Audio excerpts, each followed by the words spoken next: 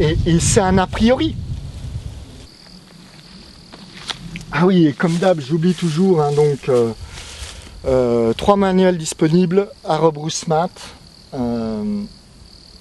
Esprit critique, donc sur l'étude. Rob Roussemat, hein, c'est tous les fondements, les évidences qui sont jamais expliquées en maths. Esprit critique, c'est sur l'étude. Et puis un sur la grammaire, hein, la grammaire de base, pour y découvrir tout ce que c'est que les choses, ce que c'est que la grammaire, hein, et à quoi ça sert. Voilà, très bien.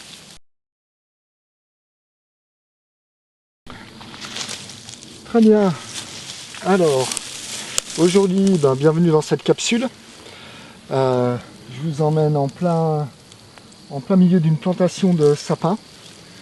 Pour ceux qui n'ont jamais vu, voilà, donc c'est des sapins qui doivent avoir, je dirais comme ça à l'œil, une petite dizaine d'années. De la fougère, on la voit pas, mais à mes pieds, il y a de la... Comment? Ça y est, j'ai oublié le nom, mais ça me reviendra tout à l'heure. Pas grave.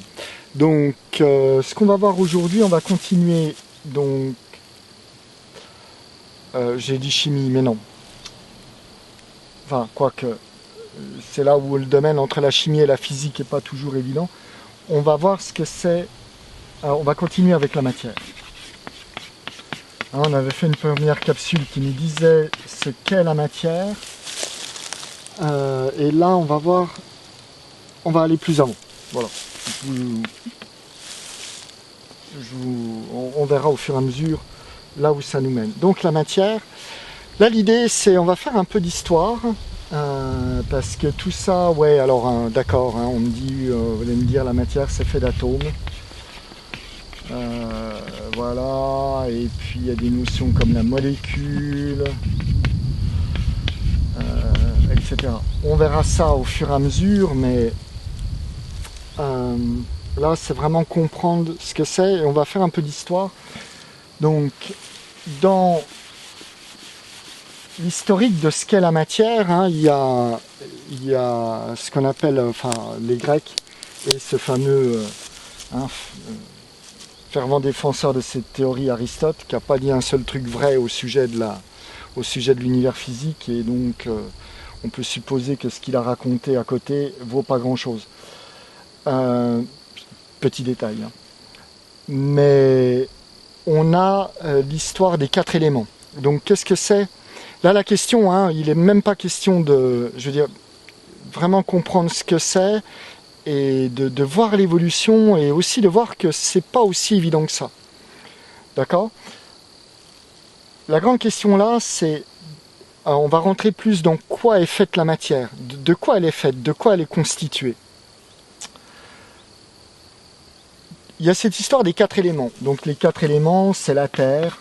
C'est pas mal revenu au goût du jour hein, maintenant dans des tas de choses qu'on va classer dans le mysticisme ou l'ésotérisme ou le déisme quelconque. La terre, le feu, l'eau, d'accord, et j'oublie le dernier, l'air. Merci. Alors, comprenons ça. Et comment on a pu, je dirais, imaginer ou comprendre les choses. Qu'est-ce que ça veut dire? On prend un morceau de bois, d'accord? Il est solide, on peut l'enflammer et il va donner du feu, d'accord? Et à la fin, il donne des cendres. Bon, il y a peut-être un peu d'eau dedans aussi, hein, puisqu'on peut le déshydrater. Et donc ce truc-là, on va dire, il est fait de terre, de feu et d'eau. Ok? Vous prenez un caillou, il est fait de terre, hein, de l'élémentaire, du truc solide, qui veut dire quoi? Vous pouvez pas le brûler, ou enfin, si on peut le brûler, mais bon, c'était brûler des cailloux à l'époque romaine ou grecque, c'est pas évident. On voit qu'il n'y a pas d'eau dedans, hein, on sent, et puis il n'y a pas d'air. D'accord? J'ai pas d'autres exemples avec de l'air, mais vous voyez, là il faut bien comprendre l'idée. L'idée c'est que on se dit de quoi c'est fait et on va faire un mix de ces éléments et on va concevoir la matière comme étant faite de choses comme ça et qui vont se mêler, qui vont se mélanger. Alors par quelle loi, par quelle... ça, c'est un sujet de recherche, hein. J'imagine même que les gars ont cherché comment ça pouvait se faire. Et puis, mais on comprend bien l'idée, d'accord, et on peut trouver une certaine logique là-dedans. Ce qui est intéressant aussi là, c'est de voir qu'est-ce qui ne marche pas. D'accord, qu'est-ce qui va ne pas... Voilà, parce que par exemple, on prend le feu. Si on brûle un morceau de bois, il est où le feu, quoi? Enfin, quand on le brûle pas, il est où? D'accord, c'est un peu pénible comme approche. Hein, mais voilà, on faisait comme les gens allaient à l'école, donc ils répétaient ce qu'on leur disait, et puis ça a marché pendant pas loin de 2000 ans. Et puis Galilée est arrivé. Voilà. Et il y avait le cinquième élément, hein, qui est la quintessence. On verra ça après avec la théorie de la relativité. Hein, la quintessence, c'est dans le cosmos, hein, c'est la chose parfaite. Donc, mais là la question maintenant c'est, ok, pour toi, c'est quoi la matière? Hein, d'où ça sort? Alors je vais voir si ma caméra marche toujours. Et c'est fantastique, ça marche. Donc, c'est quoi la matière? Et la question ici, c'est de se dire, ok, maintenant la matière, est-ce que tu la conçois comme quelque chose? Alors ça, c'est une question qui a été importante et qui n'est résolue dans notre connaissance humaine, hein, au début du XXe siècle quasiment.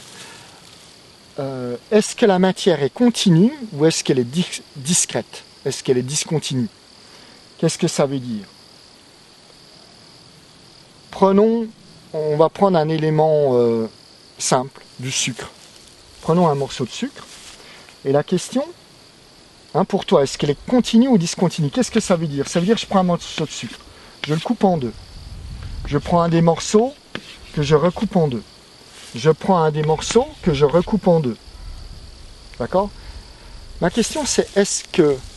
Il y a deux choses. Est-ce que quand je fais ça, j'aurai tout le temps du sucre?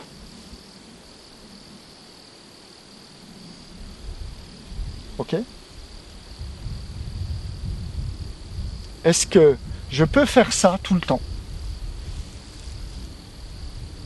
Alors là, je sais, hein, pour ceux qui sont allés, ils vont me dire, ouais, il y a les atomes, machin. Ouais, mais le problème n'est pas là.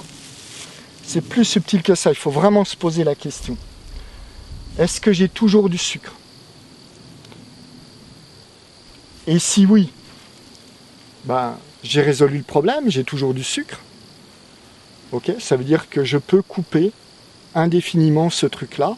Et donc là, ça veut dire que je considère la matière comme étant continue.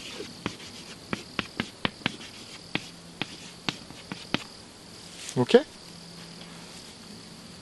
Maintenant, si je dis, ok, à un moment, je le coupe, comprenez, et là, on rentre dans le truc, hein, tous ceux qui ont dit, ouais, non, c'est pas continu, machin. Donc, j'ai un morceau, c'est toujours du sucre, ou c'est toujours de la matière, on va dire. On va généraliser avec juste un morceau de matière quelconque. J'ai toujours du sucre, ou j'ai toujours de la matière, donc ça, ce morceau-là, si je le coupe en deux, si tu dis la matière est discontinue, ça veut dire qu'à un moment, ce que tu coupes, le morceau que tu vas couper, tu as deux morceaux. Donc, ces deux morceaux, c'est de la matière ou c'est pas de la matière? Comprenez le truc, hein, c'est loin d'être évident. Ça, si je dis la matière est discontinue, ça veut dire qu'à un moment, j'ai un morceau de matière ici, et ce morceau que je coupe, j'ai forcément deux morceaux, non? Hein, ça paraît logique. J'ai forcément deux morceaux. Donc, si la matière est discontinue, bah, ça veut dire qu'à un moment, ce truc-là que je coupe, c'est autre chose que de la matière. Et ça, il faut comprendre que philosophiquement, c'est loin d'être, je veux dire intellectuellement, là on se dit, attends, quelque chose que qui va pas dans ce que tu racontes. Ok, donc les fervents, enfin les défenseurs de la matière en tant que continue, comme matière continue, ils ont été majoritaires jusqu'au XXe siècle quasiment.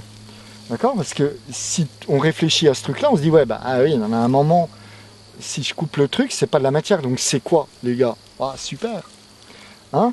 Donc les Grecs, je sais plus comment ils s'appelaient, ils parlaient d'atomes, et atome veut dire insécable, qui ne peut pas être brisé. C'est ça que ça veut dire. Donc il y a un petit bout de machin qui ne peut pas être brisé. Ils résolvaient ce truc-là en disant ce truc-là, je ne peux pas le briser. J'ai un morceau de matière qui est là et qui est le plus petit possible atteignable. Et ça, je ne peux pas le briser.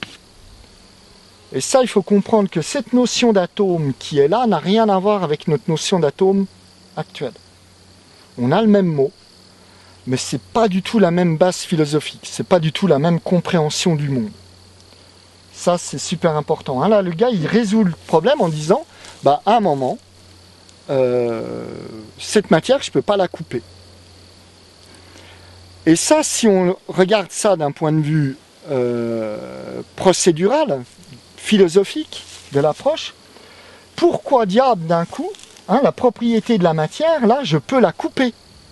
Je peux prendre une barre de fer, d'accord, et je peux la couper. Et d'un seul coup, le gars, pour résoudre le problème, il décrète que, non, il y a un morceau que je ne peux pas couper.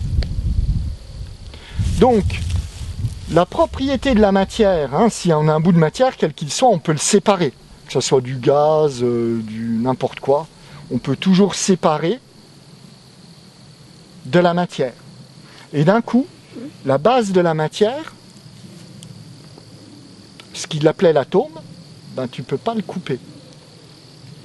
C'est un sacré argument pour dire la matière est continue quand même, non? Ce truc-là, et c'est un a priori. Il n'y a rien qui... Enfin, c'est pire qu'un a priori, parce que je peux faire tout ça, je peux couper, puis d'un seul coup, je peux pas.